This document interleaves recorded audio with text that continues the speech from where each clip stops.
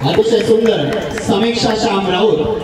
खरं तर वक्तृत्वाचा आशय आणि अभिव्यक्ती हे दोन मापक असतात आणि या दोन्हींचा मिलाप या व्यासपीठावर समीक्षा श्याम राऊत यांच्या रूपाने आपल्याला पाहायला मिळतो। युगानुयुगे संपूर्ण जातील काय वर्णावी गाथा, युगानुयुगे संपूर्ण जातील काय वर्णावी गाथा, तुमच्या प्रताप तेजा पुढे नतमस्तक हा माथा, तुमच्या प्रताप तेजा पुढे नतमस्तक हा माथा।